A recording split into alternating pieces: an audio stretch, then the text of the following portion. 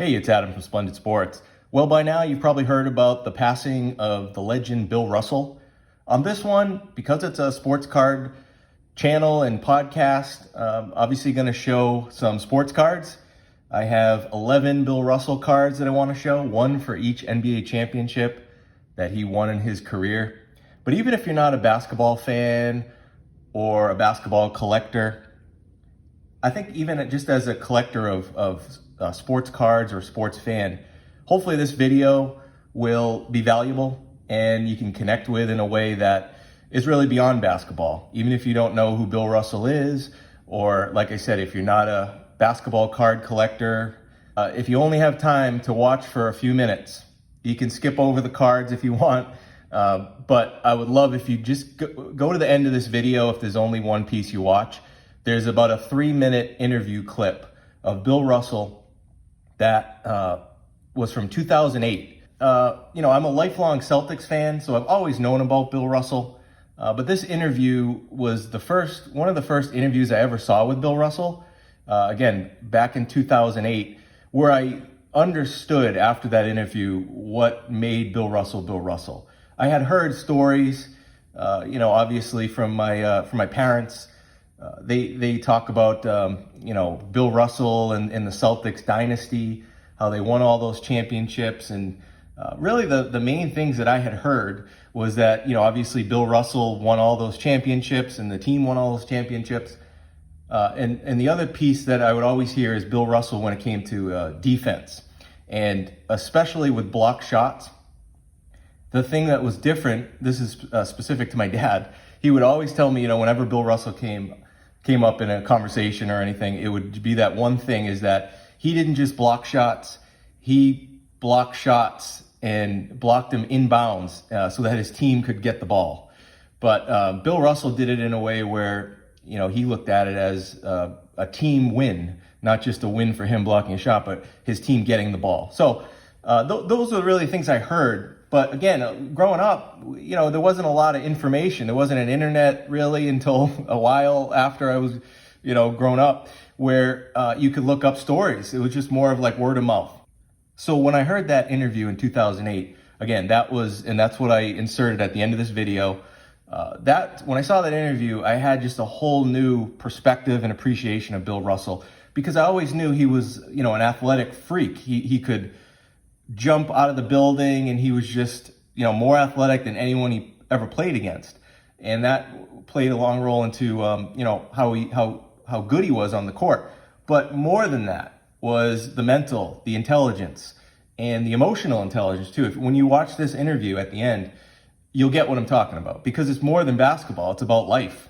And he invented Celtic pride, in my opinion. Him and Red Auerbach, he looked at Red Auerbach not just as his coach, or even as a coach. He looked at him as they were partners. They were working together. So Celtic pride is a thing where, us Celtics fans, we still say it, but, to be honest, that was something that was long ago, started by Bill Russell and Red Auerbach, and, picked up by the Celtics teams of the 80s with Larry Bird and McHale and Parrish, that dynasty in the 80s. And then, we had that one championship in 2008, which is relevant to that interview that I'm going to show you. But, really for me, growing up, being born in 1981, I don't really remember any of the Celtics championships of the 80s, because the last one was in 1987. I don't really have any memories of when I was 6 of the Celtics winning that championship. What I do remember is about right after that, I remember the second half of Larry Bird's career, where he was good, but he was not the Larry Bird from 1981 to 87. The last half, I remember that pretty clearly, but it was more just it was Michael Jordan was entering the picture and the Pistons were entering the picture. So the point being, the Celtics went 21 years from 87 to 2008 without winning a championship. And it was a lot of years where they were just irrelevant, middle of the pack. Some years they were just terrible, one of the worst teams, if not the worst team in the league. So it was 21 years of really tough years for Celtics fans. And then 2008 came around, where they traded for Ray Allen, Kevin Garnett, and they had Paul Pierce and Rondo, Kendrick Perkins. And this interview that you're going to see at the end, it's Bill Russell talking with Kevin Garnett. And this interview was before they won the championship. It was a few months before. And that's all I'll say. You'll get the idea. But I feel like in many ways, that impact that Bill Russell made on that team in that year was one of his final gifts to the Celtics. I really feel like, he wasn't the coach of the team or anything, but I feel like his presence and his mentorship really to Kevin Garnett in particular, but even other players on that team, was a big part of how they became winners and beat the Lakers and Kobe Bryant and the Lakers in that finals.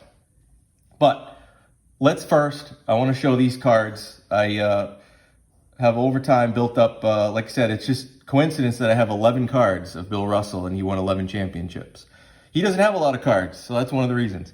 But here we'll start with 2019 Panini Prism, Silver Prism. We're going to work our way back to the playing years cards, which there are not many of. 2018 Panini Prism, Ruby Wave, one of those parallels. PSA 10, and that first card was PSA 10 too. We got another PSA 10, 2013 Panini Prism, red, white, and blue. I like that parallel. Then we got 2013 PSA 10 Fleer Retro. This is a cool image of him in his college days. Believe it or not, he didn't just win championships in the pros. He won 11 NBA championships and 2 NCAA championships at the University of San Francisco, which that image is from. Nice card there. Then we have 2013 Fleer Retro Bill Russell, another college photo, Fleer Ultra, PSA 10.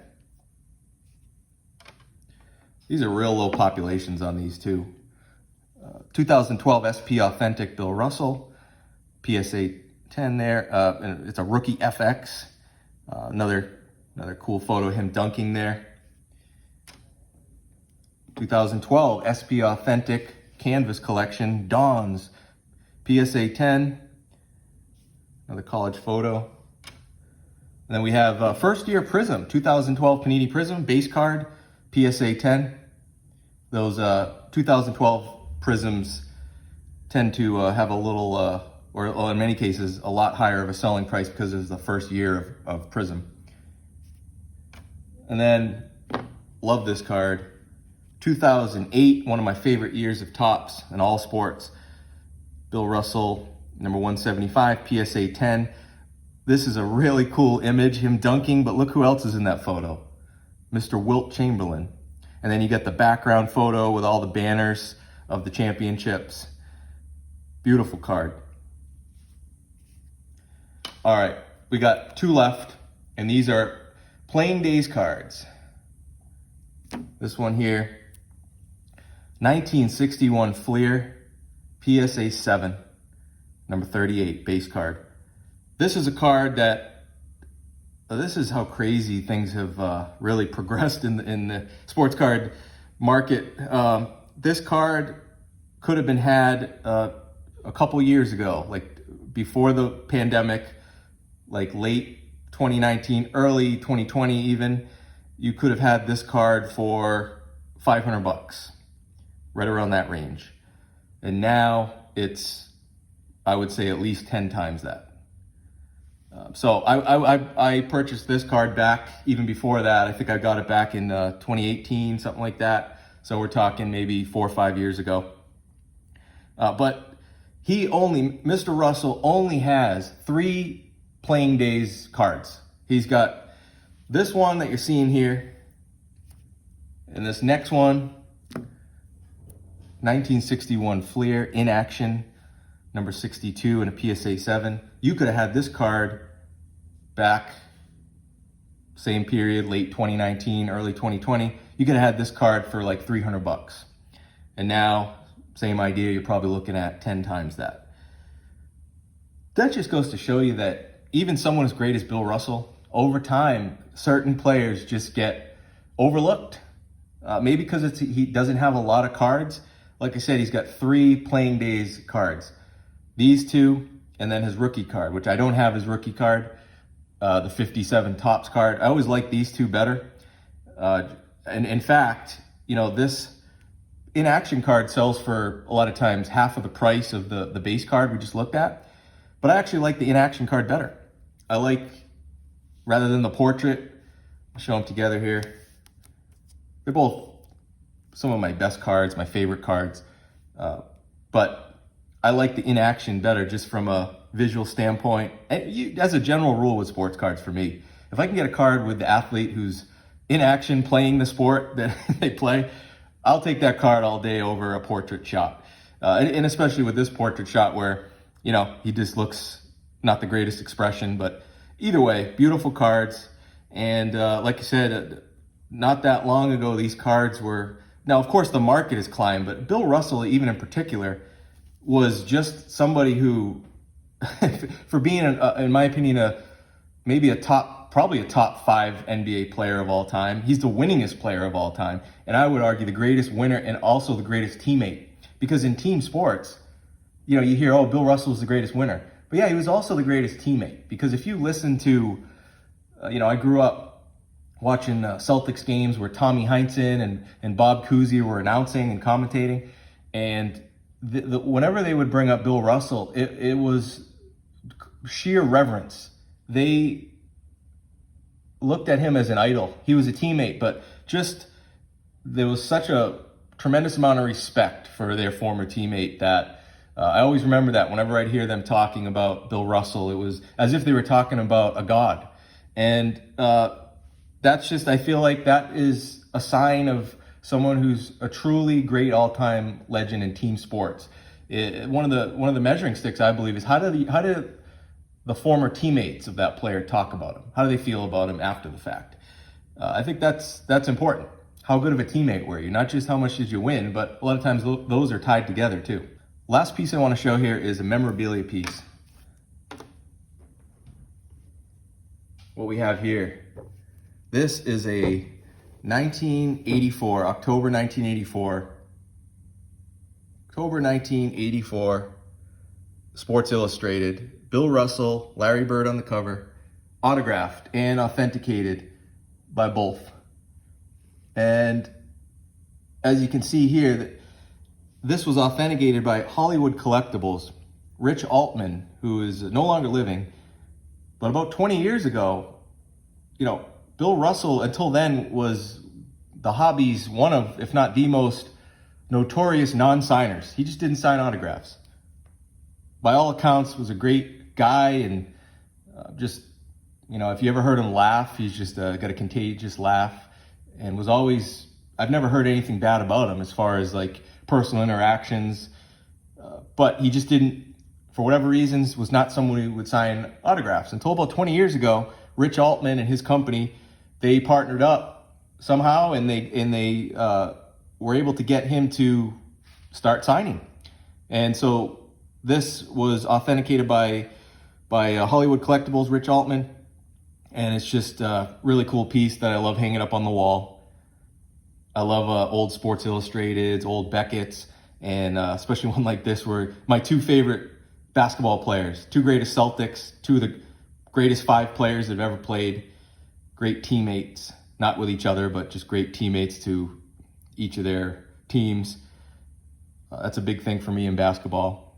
Not just, how much did you win, or, how good of a team basketball player were you? Did you make players around you better? And these guys certainly did. So a real cool piece there. And, for me personally, I've mentioned my dad a lot in some of my videos with his influence on, sports and who I'm fans of and stories that he would tell me. But I got to say, when it comes to basketball, Celtics basketball, my mom, believe it or not, was actually, and still is, a bigger Celtics fan than my dad by far. I don't think that I can remember, has missed a Celtics game. Growing up, my dad would work nights, and I just remember my dad would go to work and the Celtics game was still on, and me and my mom would watch the Celtics game together, and we'd laugh at Tommy Heinsohn complaining about the refs, and just something that my mom has always been a huge sports fan. She loves the Red Sox, the Patriots, but especially the Celtics. Basketball has always been her favorite and still is. Loves watching every Celtics game. So she was a big influence on me with loving Celtics basketball, and I still do. So like I mentioned, this next part here, my favorite interview I've ever seen with Bill Russell. Just to set the stage a little better. So this was early 2008 that this interview was done. It's Kevin Garnett, who had just that year been traded to the Celtics. And if you know anything about Kevin Garnett, he's an all-time great. But up until this point, he'd done everything in basketball. He'd won every award, and he just was an all-time great basketball player. He's achieved everything except the ultimate achievement, and that's winning an NBA championship. So his only goal coming to that Celtics team was to win. And they had the team to do it. It was just a matter of getting over that hump. And this interview is before that happened. So they were still in the season. And a few months after this interview, which will make you appreciate even more, the Celtics did win that championship. They beat Kobe Bryant and the Lakers and won the first championship in 21 years. And as you will see in this interview, it's not just about basketball. Some of the things that he says to Kevin Garnett about life and just everything in this interview helped me. When I remember watching this live in 2008, I think it was like at in between halftime of one of the games, they had this interview showing, one of the Celtics game that was on ESPN. And I remember watching this, in that moment, I understood Bill Russell. Just hearing, I didn't see him play or anything like that, but I understood, how does someone be that great of a winner and teammate? And if you just hear him talk, especially in this interview, I think you'll understand. So thanks for watching, and watch this interview, and you let me know in the comments what you think. I've always looked at, like, if I can't do one thing tonight, I got to be able to play defense. That's the only thing you can do that you can be completely consistent. Word. Every night, right? Yeah.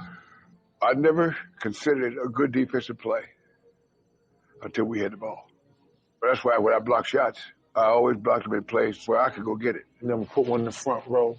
No. Never like, get out of here. Give me that. No, in fact, I used to sometimes would just touch with my fingertip just to change direction. You know, the one thing I've always wanted to ask you, and I haven't won the NBA championship, haven't done much in that regards, the motivation to win, not only one, but two, three. What's the motivation behind all that? Well, my only interest was winning the games. I wanted to win every game.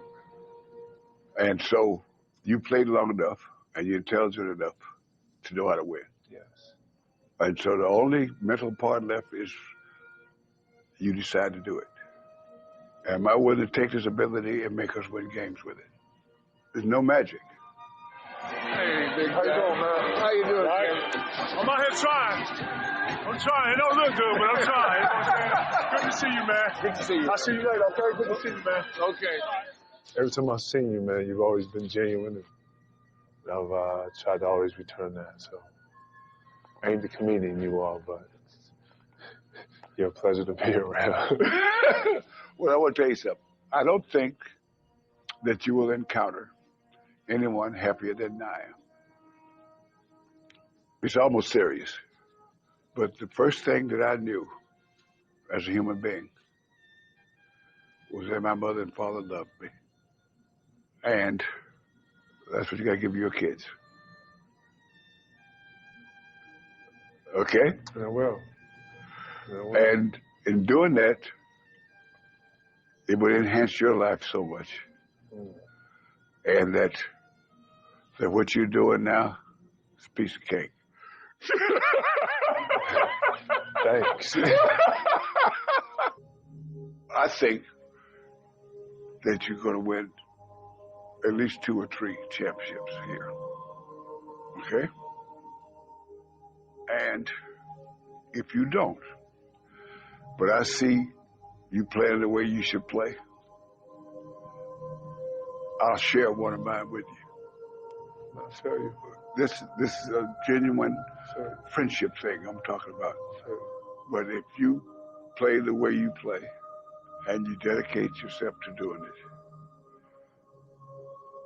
they will come. It's like that field of dreams. If you build it, they will come. You may have to put your arms around a couple guys and take them with you. But you can't drag them. You got to put your arms around and take them with you. Okay? And you have no idea how proud I am of you. I couldn't be any more proud of you than I am of my own kids. And I see you at number 5. That's close to 6.